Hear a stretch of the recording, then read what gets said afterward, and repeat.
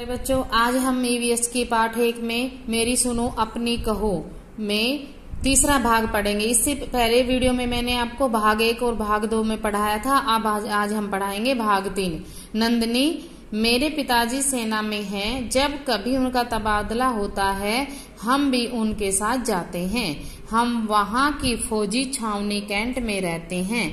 इस समय मेरे पिताजी हरियाणा में हैं और इससे पहले महाराष्ट्र और जम्मू कश्मीर में तैनात थे। अब नंदिनी कहती है कि उसके पिताजी सेना में सैनिक हैं और वो एक भारत में कहीं भी उनकी बदली हो जाती है। वो कभी कहीं एक जगह से दूसरी जगह जाते रहते हैं।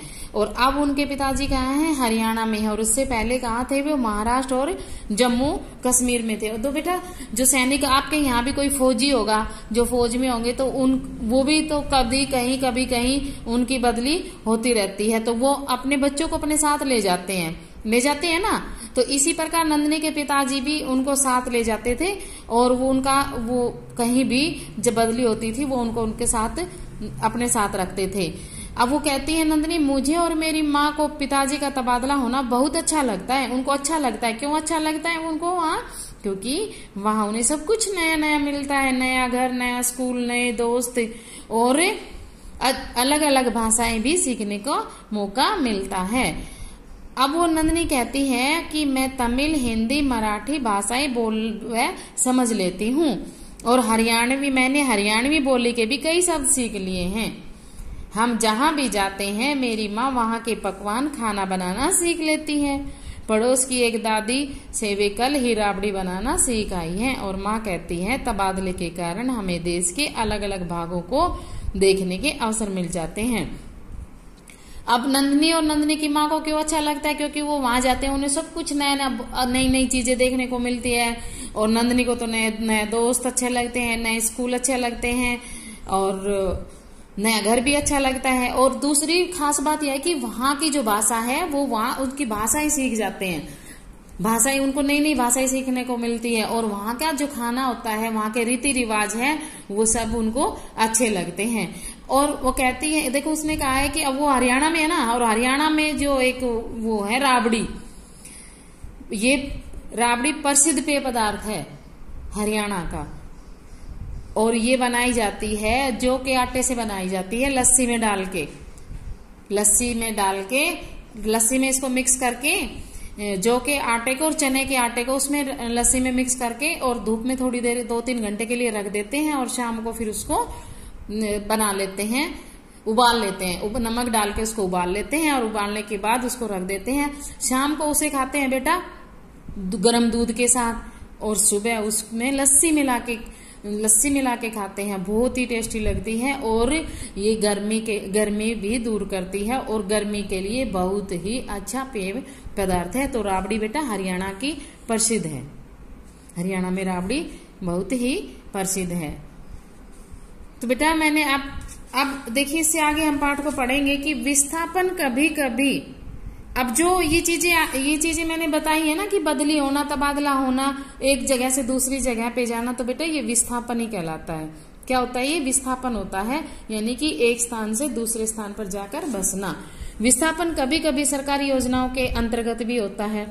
अब हमने पीछे पढ़ा था ना कि विस्थापन किस कारण के होता है? कि परिवार में किसी सदस्य की नौकरी लग जाती है, उसके कारण, प्राकृतिक आपदा के कारण, और जो कोई नौकरी जिसकी कई नौकरी लगी है तो उसकी बदली दूसरे स्थान पर हो जाती है, जिस कारण से कई कारण बताए थे मैंने विस्थापन के।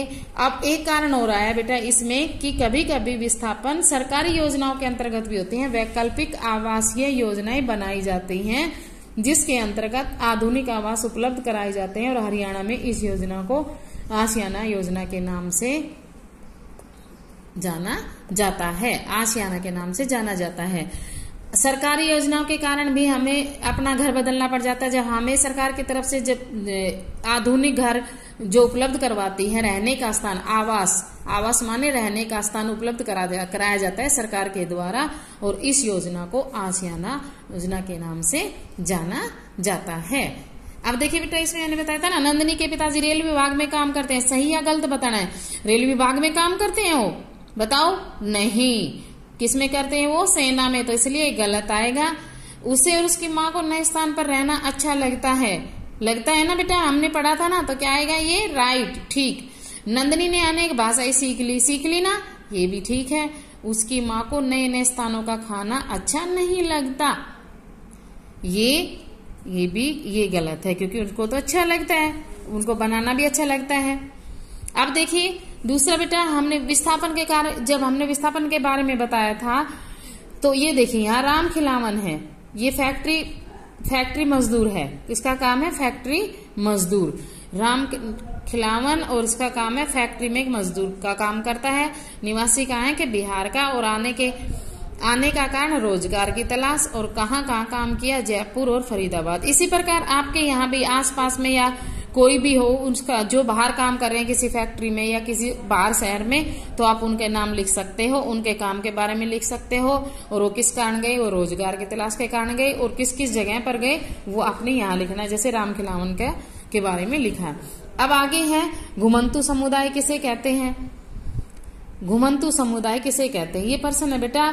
इसमें है कि जो वह एक ऐसा समुदाय जो अपनी आजीविका कमाने के लिए एक स्थान से दूसरे स्थान पर काम धंधे की तलाश में जाते हैं, उसे घुमंतु समुदाय कहते हैं, और वहां का काम खत्म होने के बाद वो दूसरे जगह पर चले जाते हैं। दूसरा है रोजगार। रोजगार क्या है बेटा, रोजगार वह है जो मनुष्य की आवश्यकताओं की पूर्ति करता है, जो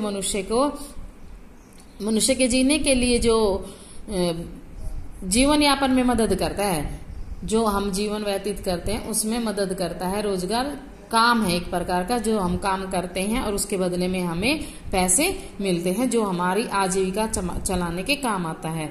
दूसरा है तबादला। तबादला बेटा मैंने बताया था ना अभी, नंदनी के पिता का जैसे हुआ। तबादला का मतलब होता है बदली होना, कि जब कोई कहीं जहां नौकरी कर रहा है तो उसकी बदली कहीं दूसरी जगह पर कर दी जाती है, वो तबादला कहलाती है। तो इस पाठ को पढ़ना है बेटा और प्रश्नों के उत्तर देने हैं आपने।